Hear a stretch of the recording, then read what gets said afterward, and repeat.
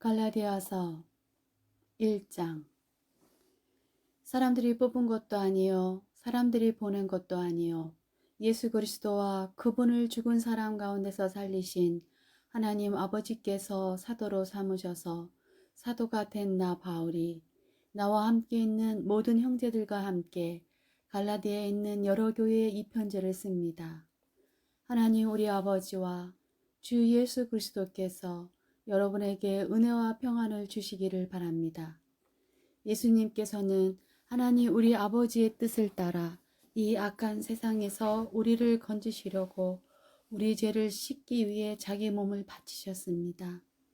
하나님께서 영원토록 영광이 있기를 빕니다. 아멘. 하나님께서 그리스도의 은혜로 여러분을 부르셨는데 여러분이 이렇게 빨리 다른 복음을 믿는다고 하니 놀라지 않을 수 없습니다. 실제로 다른 복음은 없습니다. 그러나 어떤 사람들이 여러분을 혼란스럽게 하여 그리스도의 복음을 바꾸려 하고 있습니다. 우리는 여러분에게 복음을 전했습니다. 그러므로 우리든지 하늘에서 온 천사든지 우리가 전한 복음이 아닌 다른 것을 전한다면 그는 저주를 받아 마땅합니다. 내가 전에도 말했지만 이제 다시 말합니다. 여러분이 이미 받은 복음 외에 다른 것을 전하는 사람이 있다면 그는 저주를 받아야 합니다. 내가 사람의 마음에 들게 하려는 것처럼 보입니까? 그렇지 않습니다. 나는 오직 하나님의 마음을 기쁘시게 하려는 것뿐입니다. 내가 사람을 기쁘게 하려고 한다면 나는 그리스도의 종이라고 할 수 없습니다. 형제들이여, 내가 여러분에게 전한 복음은 사람들에게서 나온 것이 아니라는 것을 알기 바랍니다. 그것은 내가 사람에게서 얻은 것도 아니고 사람에게서 배운 것도 아닙니다. 그것은 예수 그리스도께서 내게 보여주신 것입니다.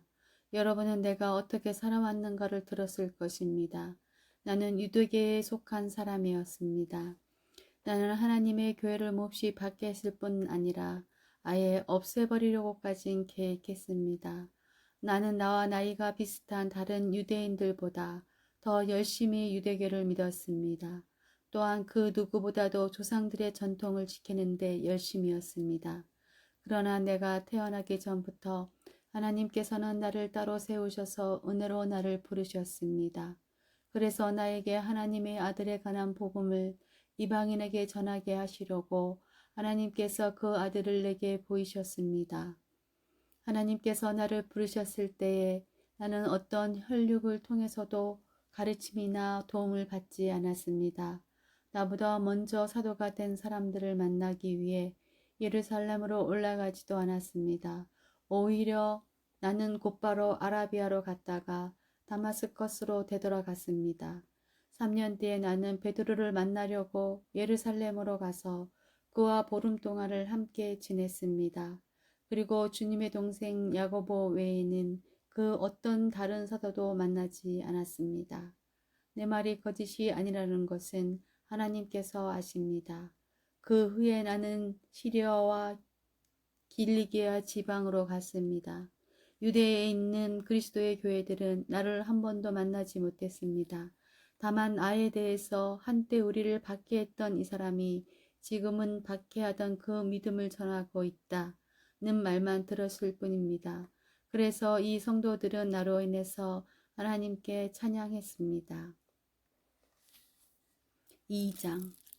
14년이 지나서 나는 다시 예루살렘으로 갔습니다. 이번에는 바나바와 디도를 데리고 갔습니다. 예루살렘으로 간 것은 하나님께서 그렇게 하라고 계시하셨기 때문입니다. 나는 거기에서 교회의 지도자들을 만났습니다. 그들과 따로 만나서 내가 이방인들에게 전하는 복음을 설명해 주었습니다. 그것은 내가 전에 한 일이나 지금 하고 있는 일이 헛되지 않기를 바랐기 때문입니다. 나와 함께 있던 디도는 비록 그리스 사람이지만 나는 그에게 억지로 할례를 베풀지는 않았습니다. 우리 가운데 거짓 형제들이 몰래 들어왔기 때문에 우리는 이 문제에 대해서 이야기를 했습니다. 그들은 우리를 다시 율법의 종으로 만들고 그리스도 예수 안에서 우리가 누리는 자유를 엿보려고 정탐꾼처럼 끼어들었습니다. 그러나 우리는 그 거짓 형제들의 뜻을 조금도 따르지 않았습니다. 우리는 복음의 진리가 늘 여러분과 함께 있기를 바랐습니다. 저 귀하다고 하는 사람들도 내가 전하는 복음을 바꾸지 못했습니다. 그들이 귀한 사람이든 아니든 그것은 중요하지 않습니다. 하나님께서는 사람을 겉으로 판단하지 않으시기 때문입니다. 오히려 그 지도자들은 하나님께서 베드로를 통해 할례를 받은 유대인들에게 복음을 전하도록 하신 것처럼 내게도 할례를 받지 않은 이방인들에게 복음을 전하는 일을 맡기셨다는 것을 알게 되었습니다. 하나님께서는 베드로에게 유대인을 위해 사도로 일할 권리를 주셨고 내게는 이방인을 위해 사도로 일할 권리를 주셨습니다. 지도자로 인정받던 야고보와 베드로와 요한은 하나님께서 내게 주신 특별한 은혜를 깨닫고 바나바와 나를 인정했습니다. 그리고 그들은 바울과 바나바여 그대들은 이방인에게 가십시오. 우리는 유대인에게 가겠습니다. 라고 말했습니다. 그들은 우리에게 한 가지, 곧 가난한 사람들을 기억해 달라고 부탁했는데 그것은 사실 내가 힘써 해오던 일입니다. 베드로가 안디옥에 왔을 때 그가 잘못한 일이 있어서 내가 그를 대면해서 나무랐습니다. 베드로가 안디옥에 와서 이방인들과 함께 먹고 있는데 야고보가 보낸 유대인들이 오자 먹는 것을 그만두고 그 자리에서 물러갔습니다. 그는 할례를 받은 유대인들을 두려워했던 것입니다. 이처럼 베드로는 거짓된 행동을 했고 다른 유대인 성도들도 거짓된 행동을 했습니다. 심지어 바나바조차 그들의 거짓된 행동에 유혹을 받았습니다. 나는 그들이 복음의 진리를 따르지 않는 것을 보고 모든 사람 앞에서 베드로를 향해 베드로여, 당신은 유대인이면서 유대인처럼 살지 않고 이방인처럼 살면서 어찌하여 이방인들에게 유대인처럼 살라고 합니까? 라고 말했습니다. 우리는 이방인 곧 죄인이 아니라 유대인으로 태어났습니다. 하지만 우리는 율법을 따른다고 해서 의롭다함을 받는 것이 아니라 예수 그리스도를 믿음으로 의롭다함을 얻는 것을 압니다. 그래서 우리는 의롭다함을 얻으려고 그리스도 예수를 믿었습니다. 우리가 의롭다함을 얻는 것은 그리스도를 믿었기 때문이지 율법을 지켰기 때문이 아닙니다. 율법으로는 어느 누구도 의롭다함을 얻을 수 없습니다. 우리 유대인은 의롭다함을 얻으려고 그리스도께 나와왔습니다. 그리하여 우리가 죄인이라는 것이 밝히 드러났습니다. 그렇다고 해서 그리스도께서 우리를 죄인으로 만드시는 것입니까? 그럴 수 없습니다. 내가 이미 헐어버린 그것을 다시 가르친다면 그것은 틀림없이 내가 죄를 짓는 것입니다. 나는 율법을 위해 사는 것을 그만두었습니다. 나는 율법에 의해 죽었습니다. 내가 율법을 향해 죽은 것은 하나님을 향해 살기 위한 것입니다. 나는 그리스도와 함께 십자가에서 죽었습니다. 이제는 내가 사는 것이 아니라 내 안에 계신 그리스도께서 사시는 것입니다. 내가 지금 내 몸 안에 사는 것은 나를 사랑하셔서 나를 구하시려고 자기 몸을 바치신 하나님의 아들을 믿는 믿음으로 사는 것입니다. 나는 하나님의 은혜를 헛되게 하지 않습니다. 율법으로 의롭다함을 얻을 수 있다면 그리스도께서도 죽지 않으셨을 것입니다. 3장 갈라디아 여러분들은 예수 그리스도께서 십자가에서 죽으셨다는 사실을 분명히 알면서도 남에게 속았으니 어리석기 이를 데 없습니다. 이 한 가지만 대답해 보십시오. 여러분은 어떻게 성령을 받았습니까? 율법을 지켜서 받았습니까? 아닙니다. 복음을 듣고 믿었기 때문에 받은 것입니다. 성령 안에서 살기 시작하다가 이제 와서 다시 자기 힘으로 살려고 하다니 여러분은 참으로 어리석습니다. 그렇게 많은 고난을 경험했는데도 그 모든 것이 다 헛일이었습니까? 그렇지 않기를 바랍니다. 여러분이 율법을 지켰기 때문에 하나님께서 성령을 주셨습니까? 아닙니다. 여러분이 율법을 지켰기 때문에 하나님께서 여러분 가운데서 기적을 일으키셨습니까? 아닙니다.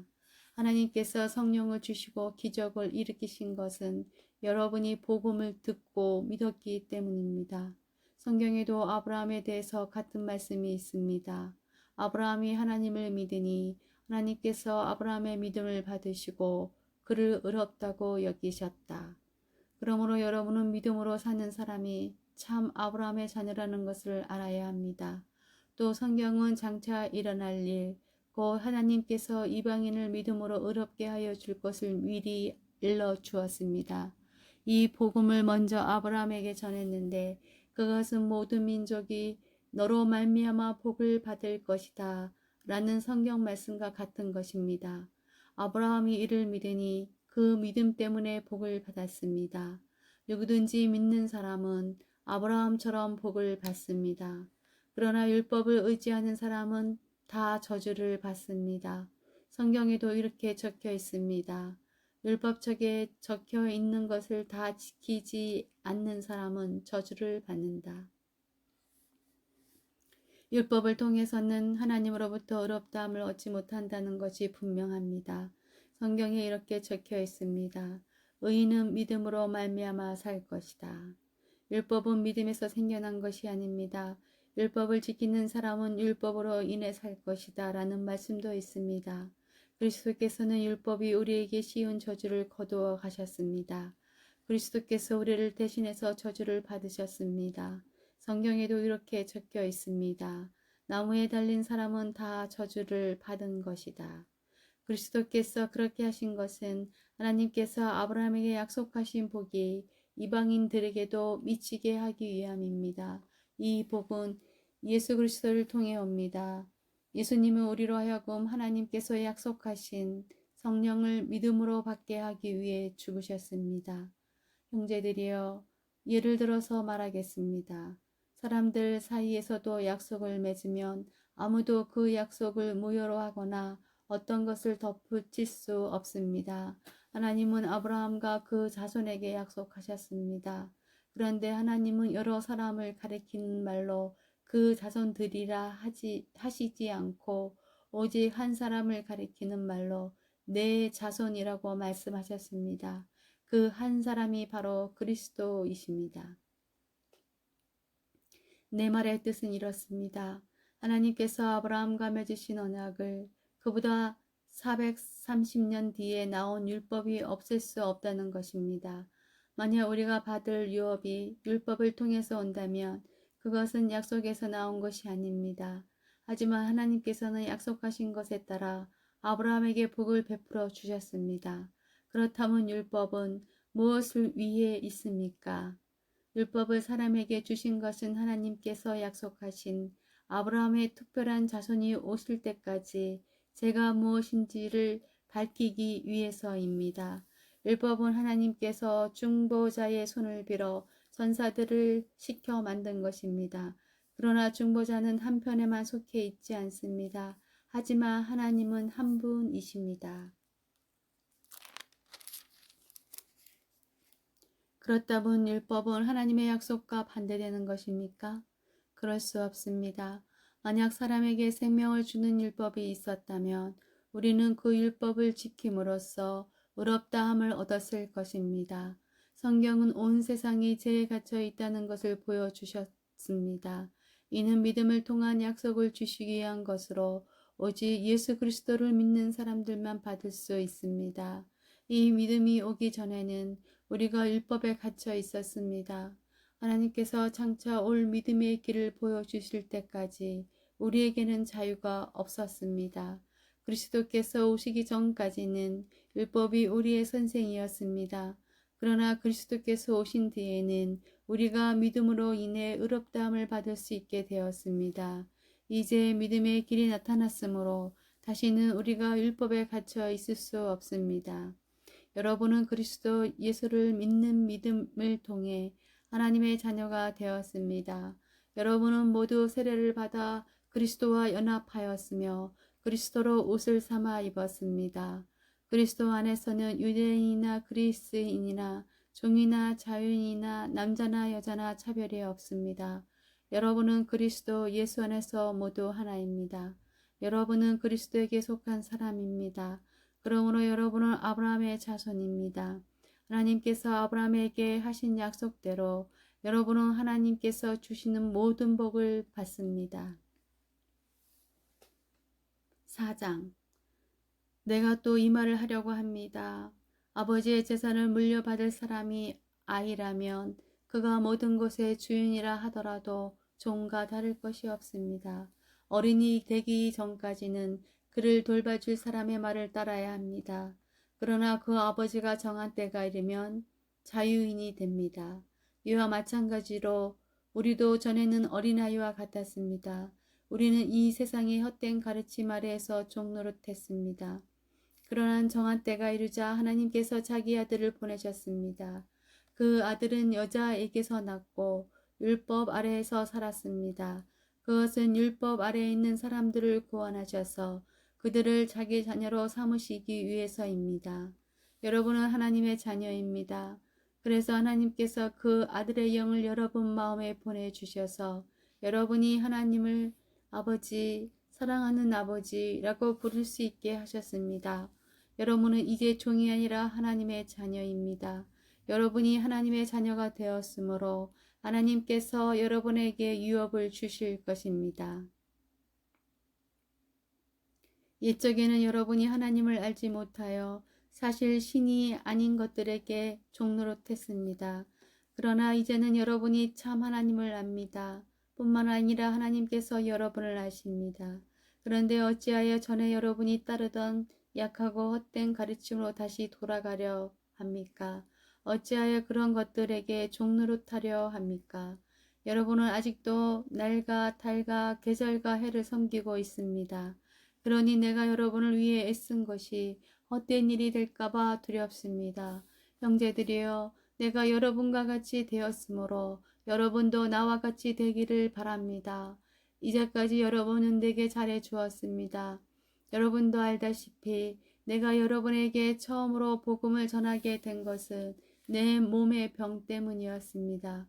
내 병이 여러분에게 짐이 되었을 텐데도 여러분은 나를 미워하거나 저버리지 않고 하나님의 천사나 예수 그리스도처럼 맞아 주었습니다. 그때에는 여러분에게 기쁨이 가득하더니 지금은 그 기쁨이 어디로 갔습니까? 지금 기억하기로 그때에는 여러분이 할 수만 있다면 여러분의 눈이라도 빼어줄 정도였습니다. 그런데 내가 이제는 진리를 말함으로 여러분과 원수가 되었습니까? 그 사람들이 열심히 여러분을 설득하는 것은 여러분을 위해서가 아니라 우리를 배반하고 그들만을 따르도록 하려는 것입니다. 사람들이 좋은 뜻으로 여러분에게 관심을 보인다면 그것은 내가 여러분을 떠나 있을 때나 여러분과 함께 있을 때나 마찬가지로 좋은 일입니다. 내 자녀들이여, 여러분이 참으로 그리스도와 같이 되기까지 나는 여러분을 위해 다시 아기를 낳는 어머니의 고통을 느낍니다. 내가 지금이라도 여러분을 만나 내 말투를 바꾸었으면 좋겠습니다.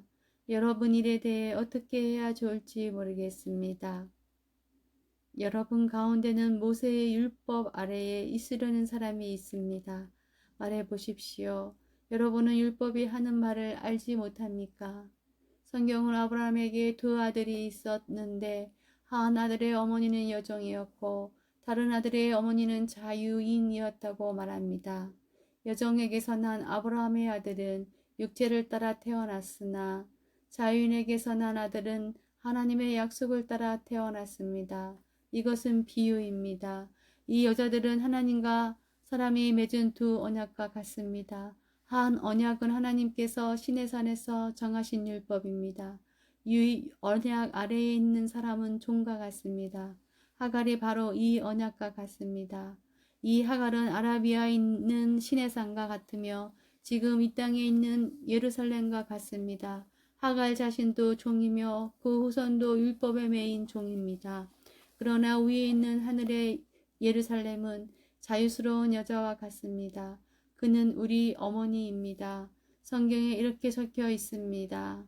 아기를 낳지 못하는 여자여 기뻐하여라. 아기를 낳는 고통을 느껴보지 못한 여자여 노래하며 외쳐라. 남편이 있는 여자보다 내 자녀가 더 많을 것이다.